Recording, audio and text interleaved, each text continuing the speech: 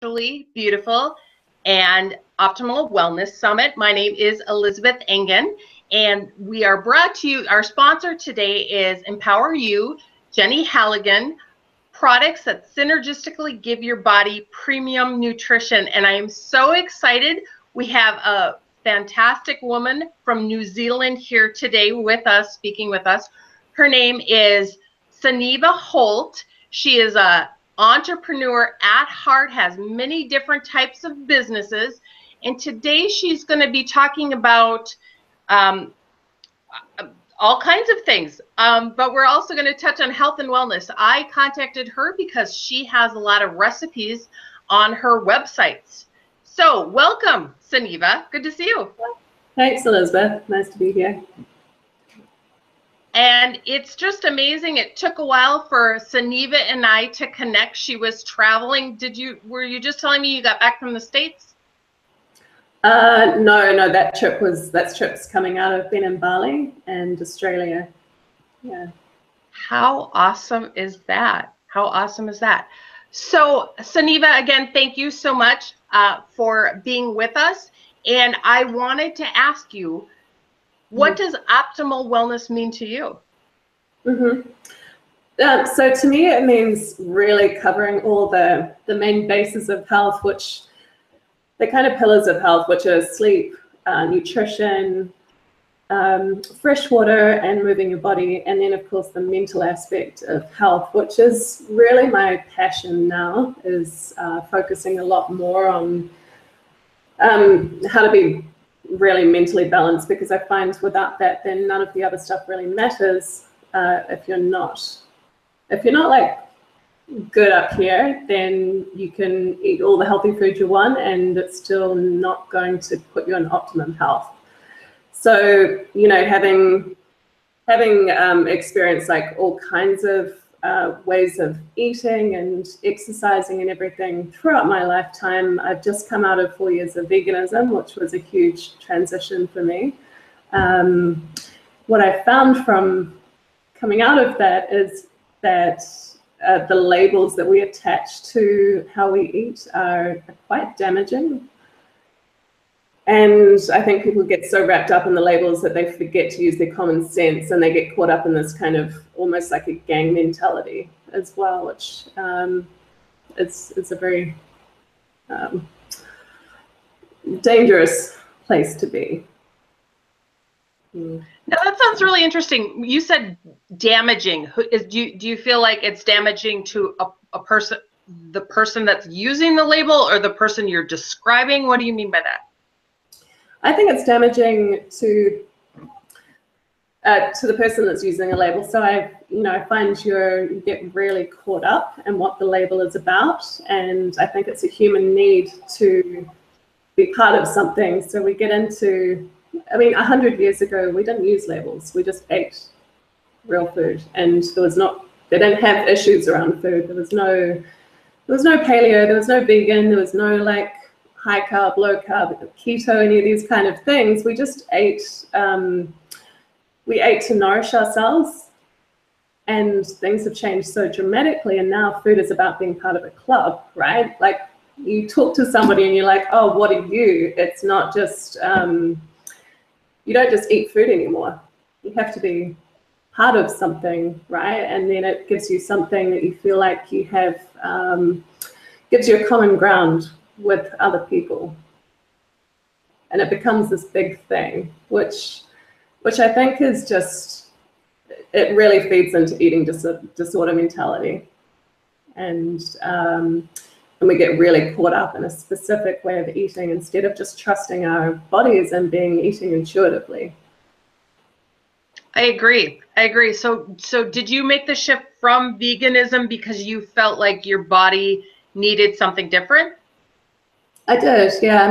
I've had some health issues that were really made worse by being on a vegan diet, and my intentions for being a vegan were more about ethics and environment, because I care so strongly about those things, but it also, of course, I want optimum health. And I found on a vegan diet, no matter what I did, my health deteriorated. So after struggling with that for 4 years and not wanting to give it up because of the other elements in it, I just had to. My body was just desperately crying out for me to make the change. And I love that you talked about sleep. Can you tell me a little bit about what your beliefs are about sleep and how that helps with wellness as well? Mm-hmm. Yeah, I mean, sleep is something that so many people struggle with now, and one of the biggest issues is stress, because we put so much stress on ourselves through work and all these kind of things. So that's always the first thing I think people have to deal with, is reducing stress in their lives, and just eliminating anything unnecessary in life really helps with that. And then it's, of course, technology is the other major issue that we have now, because most of us sleep with our phones. We sleep with it's the last thing we look at night, and it's the first thing that we look at when we wake up. It's really destructive for our sleep patterns, because we're getting that light that keeps us awake or gives us a really unsettled sleep. And so I really encourage people to leave their phones out of the bedroom completely. I mean, I turn mine off at night. I usually turn mine off at 8 o'clock and leave it in the kitchen, and then don't touch it till the next morning, because it really has such a big impact on my sleep if I don't. And then the other things with sleep, I guess, is just obviously the other screen is TV. So keeping that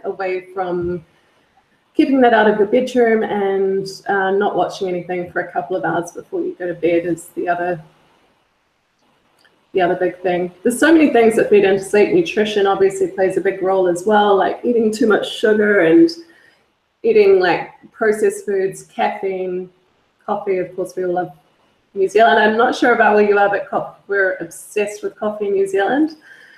But it becomes that vicious cycle that people drink coffee, don't sleep well, get up, need more coffee, right? So it's something that's quite hard to break, but once you break it, you sleep so much better.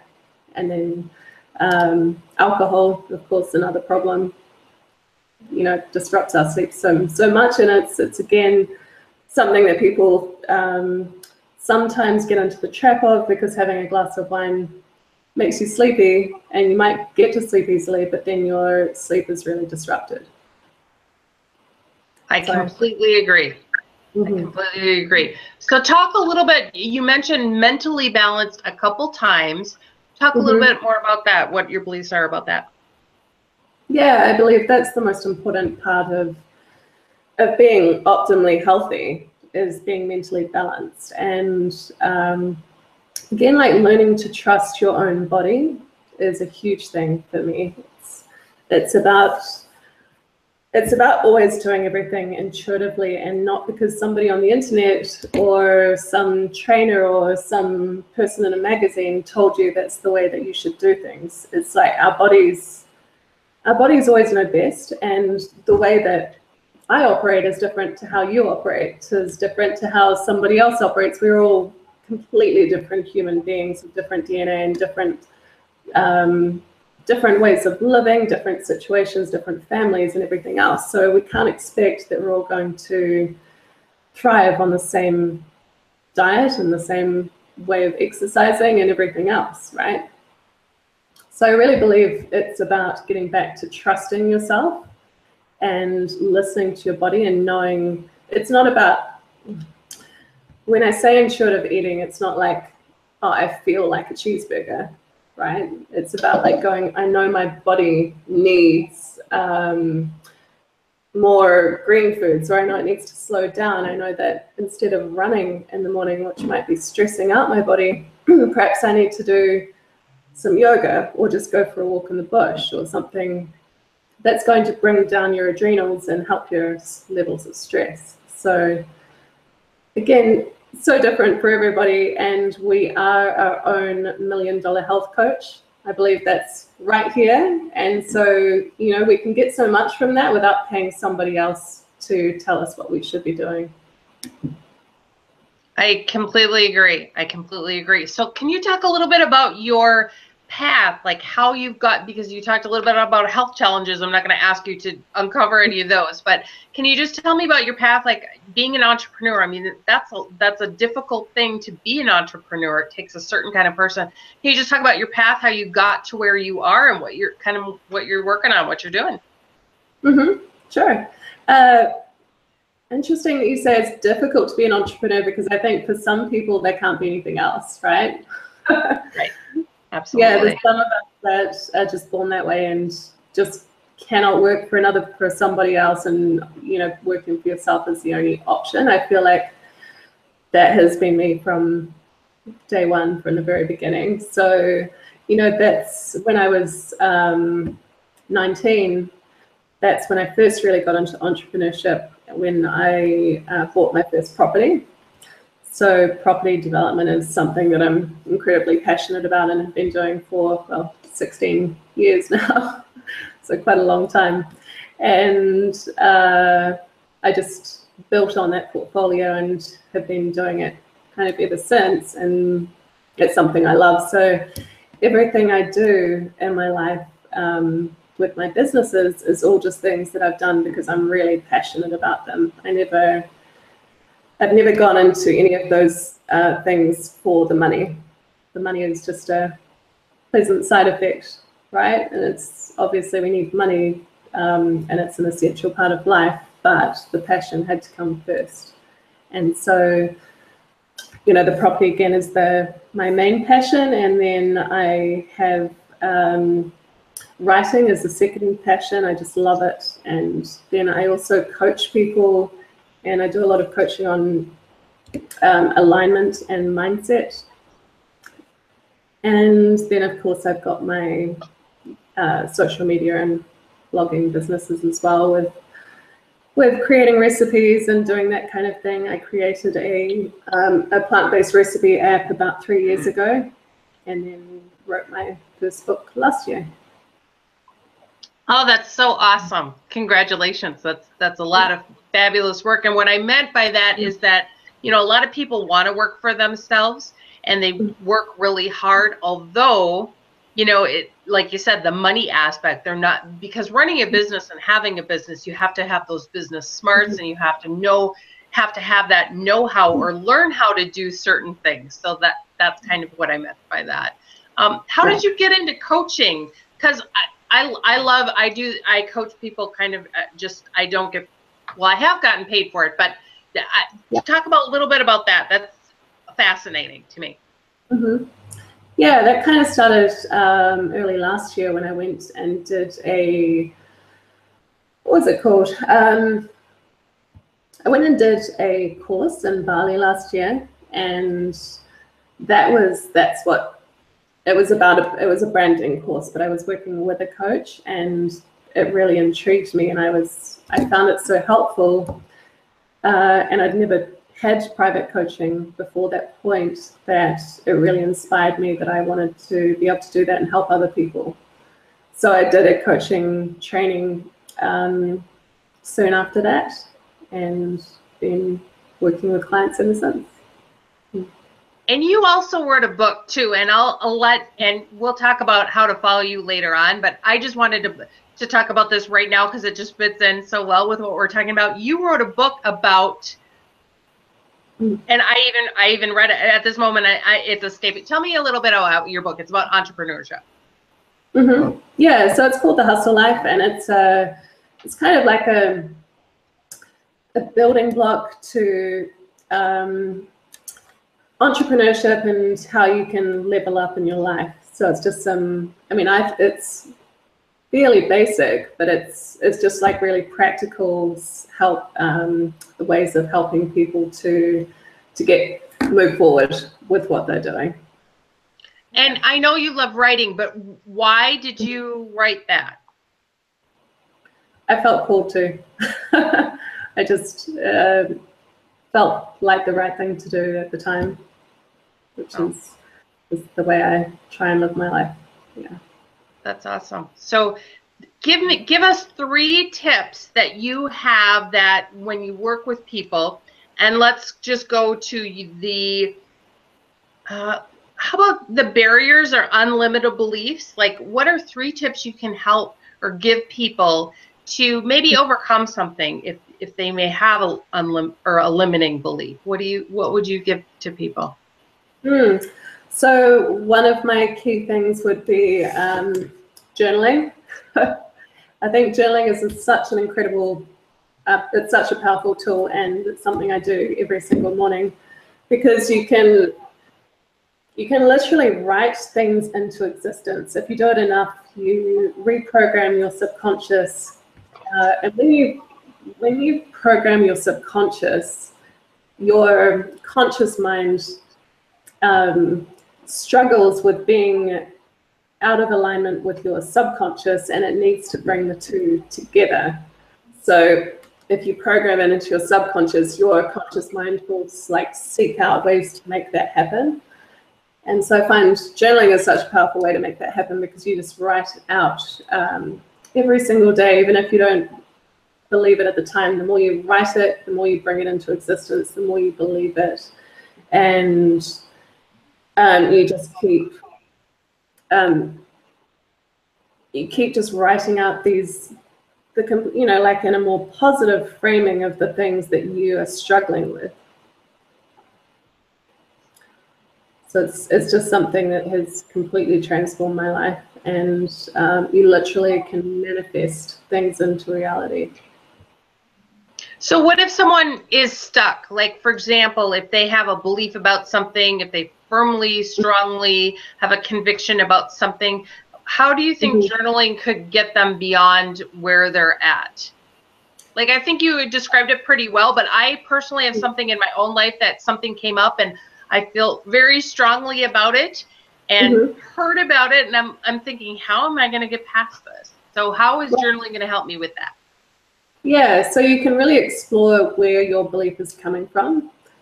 I think it's really important to get right to the roots of why you have that belief, and then look at how is that belief serving you, because it's there for a reason, right? And you don't want to let go of that belief because it's doing something that you want. So it's figuring out that, and then being able to have the pain pleasure balance. So it's finding out the ways that it's causing you, like writing out the ways that it's causing you pain to hold on to that limiting belief, and then also write out the ways that it will give you more pleasure by being able to move past it. And then the other thing is, of course, you can't just delete that limiting belief. You've got to replace it with a more empowering one. So you can explore it from so many different levels, and you just have to keep digging on it until you find the thing that makes it click for you. Thank you. That's helpful for me. So that's number 1. Give me another one. So I'm trying to remember what the question was at the beginning. Oh, give 3 tips of how somebody can help, how they can help with their mental or their limiting beliefs. Okay. How people can change to, maybe you're very passionate about barriers that stop people. So so journaling was one tool, but what are 2 other ways that you could give people for them to possibly get past a limiting belief or a barrier in their life? So yeah, another way that I would find really, really helpful is to, if you're stuck, and if you're stuck on something like a limiting belief, then you need to create movement in your life. And I think that needs to come on multiple levels. So sometimes if you're feeling stuck, you need to create change. And so you could, it seems unrelated, but it works really well you could create change in your house and in your appearance and the way you operate and everything else. Just like get that fresh air flowing through your life as much as possible to get unstuck, because the mental being mentally stuck is also related to being physically stuck. So just like change it up as much as you can, you know, wherever you can.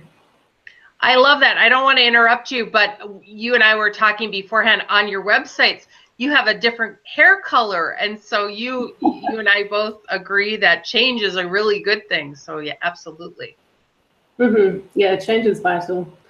Yeah, you can't move forward in your life if you're not changing. So if you're like holding on to things really tightly, then you're not allowing new stuff to come into your life, right? And I'm putting you on the spot. Do you have a third one? So a third way to move past a limiting belief. I think I'd like to go back to what we talked about before, is like really looking at how that limiting belief is not serving you, and getting really clear on what that's stopping you from doing. So, you know, if you never get past that limiting belief, then what's the rest of your life going to look like? And are you okay with that? It's like, you know, you have the power to decide, right, everything in your life, and you're deciding to keep that limiting belief there. So if it's going to stop you from doing a whole lot of things that you really want to do, is it worth holding on to? Or can you? That is awesome.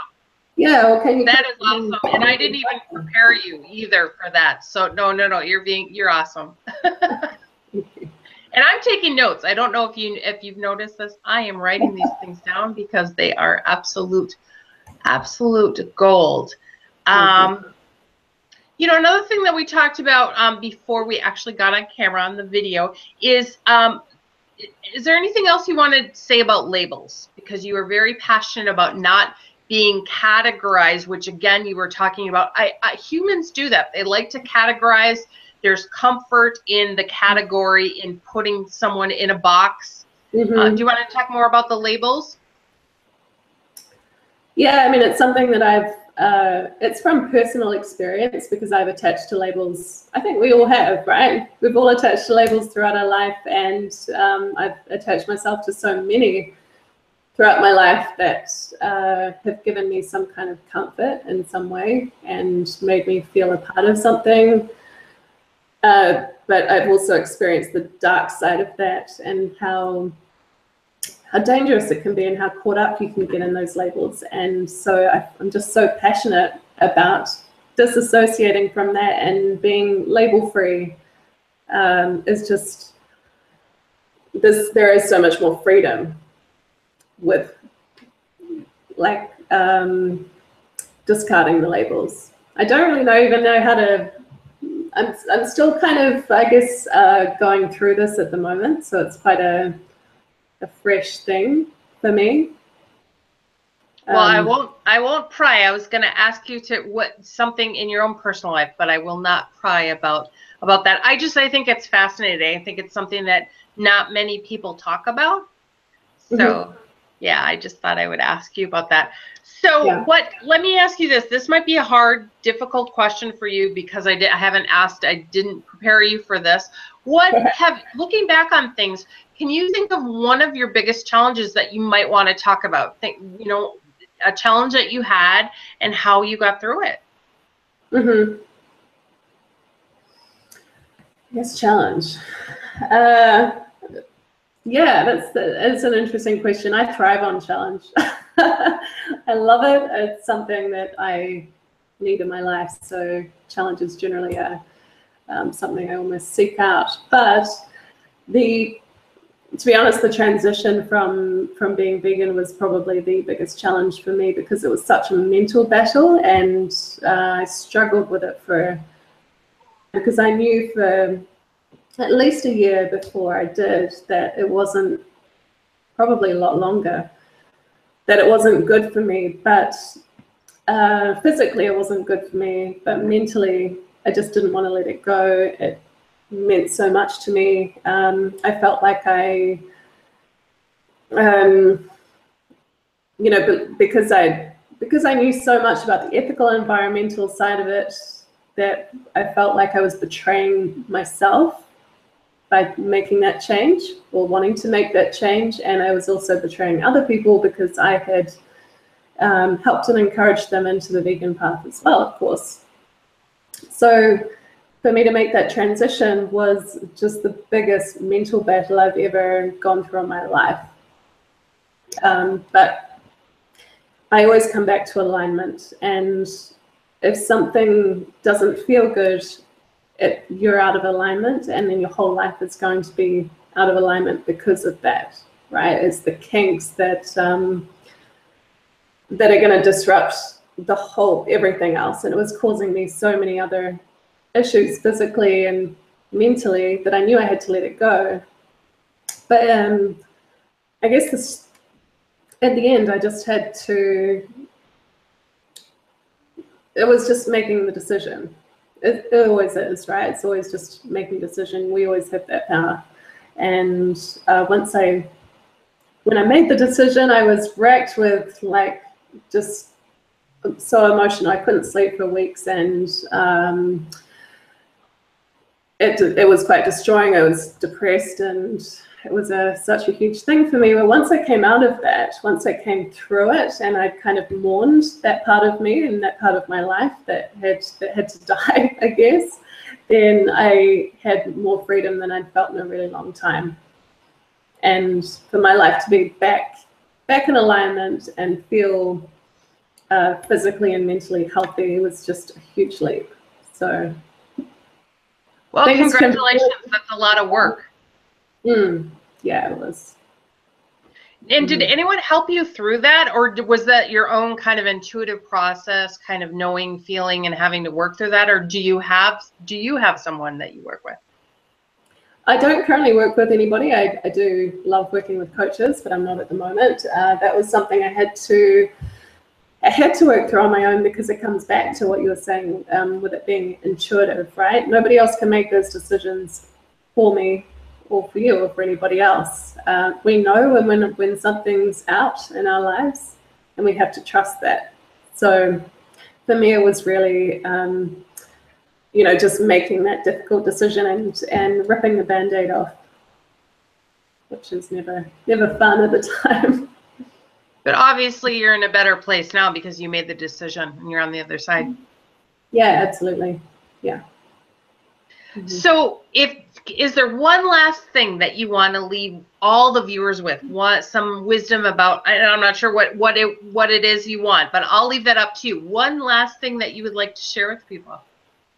Sure. Yeah. One of my favorite things is there's no growth in a comfort zone, and it relates to what we've talked about throughout this. But as long as you're comfortable, you're not going to grow, and you're not going to change. You're not going to expand and learn. So get out of your comfort zone in any way that you can, and just be okay with like that feeling of being uncomfortable, and be okay with being afraid, because on the other side of fear is everything that we want. I totally agree. Thank you for sharing that with everybody. And I just want to give you some time to, well, first of all, The Hustle Life is such a fantastic book. So if you want to tell people like how to get that or how to find you, please do that. Yeah, thank you. So The Hustle Life is on Amazon. You just can search there, or you can find the link on my website. And I have two websites, two social media, so you can find me under the Daily Raw, RAW, or under Sunniva Holt, which hopefully there's a link to how you spell that, because it's a tough one for people to find. Yeah. It's SUNNIVAHOLT.com. Is that correct? That's right. Yeah. Awesome. And your Facebook, any social, because you talked about social media, any social media things people can follow you? Yeah. So you can find me on social media on both the Daily Raw and on Sunniva Holt. So if you go to my website, all the links to my social media are there. Of course they are. Thank you for sharing your time with us, Sunniva. It's been fantastic. If you guys have loved what Sunniva has shared, please subscribe to the channel and come back and see more experts, 21 experts sharing their information about natural beauty and optimal wellness. Have a great day. Thank you.